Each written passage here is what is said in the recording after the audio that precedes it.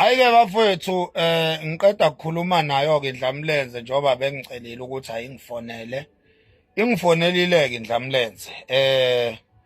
Bukhona ubufakazi kade ngikhuluma naye Dlamlenze. Ngifonelwe uye ngqo uKhuzani Innocent Nkosikhona Mpungose. Ngifonelwe uyena ngqo, hayi induna yakhe, hayi umfowabo. Ngifonelwe uye ngqo. Kade ngikhuluma naye. I think isikhulume close to 30 minutes i-call yethu. It was a long call. It was close to 30 minutes. Ngiyabonga nje, ngiyabonga kuyiNdlamlenze. Ngiyabonga komcineka. Amaqhawe wami wonke lawo ibona abangikhuthazile futhi esinqumweni vele engasithathayo. Ayibe clear ke leyo. Ngathatha isinqumo sokuxolisa kuyisilo nakunyazi lwezulu Shembe. And then uKhuzani benomcineka bangikhuthaza kuloso sinqumo leso. Njoba nje ngenza ama video awu2 for 2 days okuxolisa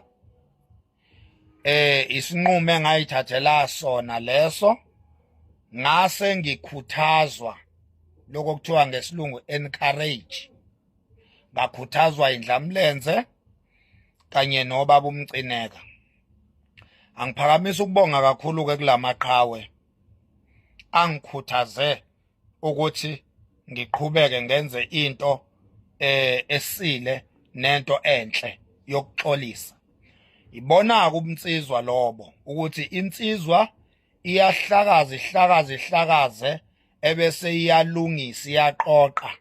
Insizwa iyangcolisa bese iyacleana.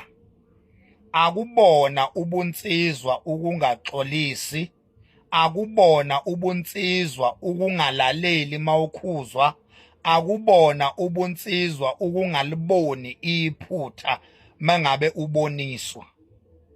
So iNdlamlenze nama Blue Nation bangibonisa iphutha lokuthuka isilo nokuthuka unyazi lwezulu Shembe. Ngalibona lolo phutha ngendlela engalenza ngayo, ngaphinda futhi ngalilungisa ngayo.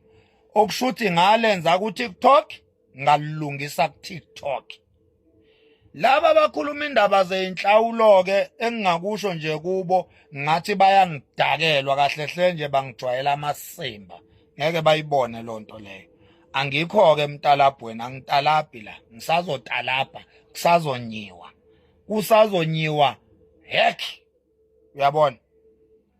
So lithi iqhawe lento yokuthi lifoneliwe lona, labuzwa ngami, langiphika. Uthi uKhuzani amanga abuhlaza lawo, amanga nje alihlaza. Akekho uDr 3 Second oke wafonela uKhuzani wambuza ngami. Kusho uKhuzani. Akekho uDr 3 Second oke wafonela iNdlamlenze wayibuza ukuthi yamazi uMax Makhanya kubalandeli bayo. Yathi iNdlamlenze ayingazi. Ayikho iNdlamlenze engiphikile. Kade ngifonelile uKhuzani mina, kade ngikhuluma naye. Nginabo ubufakazi balokho. Uma ngabe kukhona ongiphikisayo ukuthi uKhuzani kade ngifonelile, ngizobuya nobufakazi. Ngumlandeli weNdlamlenze mina osezingeni eliphezulu kabi ukuthi bengeke angifonele mangithi akangifonele. uKhuzani bengeke angangifoneli ngoba angiyena umlandeli wakhe mina osezingeni eliphansi. Ngisezingeni eliphezulu kabi kubalandeli baKhuzani mina. Uyabona? So yonke lamasimba akhulunywa uDubula ngisazowaphendula. Bengisafuna kuqala izwi leNdlamlenze. Uyabona ke njengoba sengilizwile iphimbo leNdlamlenze sengiqedile.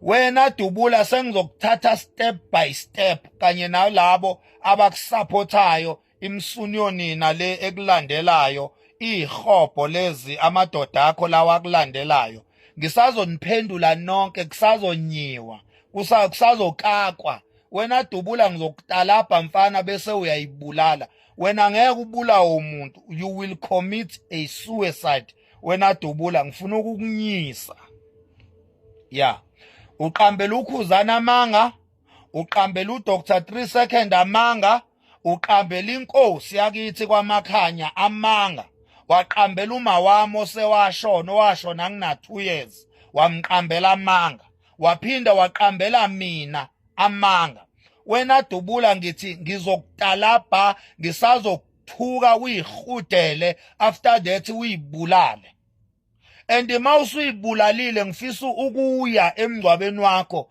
ngifike ngiliqhamele ithuna lakho ngilikhwife ngamathe ngoba umthakathi wena waqale wathakatha abalandeli ngiyapha emntalabhweni hey le video akuyona yomntalabho le hey ngiyabuya Dubula ngiyabuya hey ngiyabuya wena wena uthinte la ngingamelanga uthinte khona wena Dubula uthinte endaweni wrong mfana wami ngiyabuya hey ngiyabuya ngikuyeke lithi iqhawe lingaze sixoxe cishe 30 minutes ade ngidrop icall khona manje nje bengeke ngilale nginganinika ngeupdate yokuthi uKhuzani uphendulile ungifonelile angibonge kulabo abangisizile ukuthi banikeze uKhuzani phone number yami angibuzanga ukuthi uyithathe kubani inamba yami kodwa ngoba bengiwabalulile amagama emini ngathi mhla ka1 Khuzwayo angibonge futhi enkunze emnyama mkhaya ngiyabonga mfowethu ukungifonela sithi ukukhuluma sixoxe njengeinsizwa uyabona mhla ka1 mfowethu siyoxhumana lapha ya emakholini emafonini mfowethu soxhumana nawe Khuzwayo mkhaya soxhumana bafowethu angibonge nje ukuthi ningisizile nanikeza indlamlenze phone number yami yangifonela kungani ngimemeze kuTikTok ngathi nikezani indlamlenze inamba yami nasi izathu bengicacisa lento yokuthi yonke imtalabho esengake ngayenza so far bengingathunywanga uKhuzani bengingakhokhelwe ukuthi ngitalaphe izitha ekaKhuzani bengifuna kuveleleyo ngijabulile ke mangibuka ama comment ethi hawu kanti uKhuzani akanayo ngisho inamba yakho ngajabula ngathi yes yaconfirmeka lento ebengifuna ifike ebantwini uKhuzani ubengenayo inamba yami besingaxhumani noKhuzani bengiqala ngqa manje njoba kade ngifonelile bengiqala ngqa ukufonela uKhuzani mina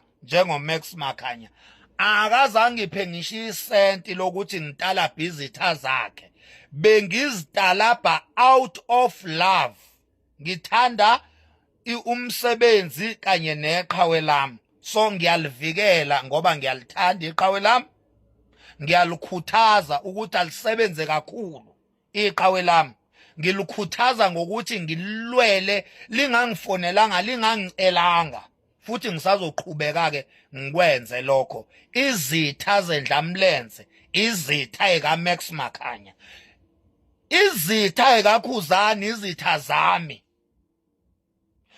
abayobulala uKhuzani bangangishiyi mina ngiyofa la kufa khona indlamlenze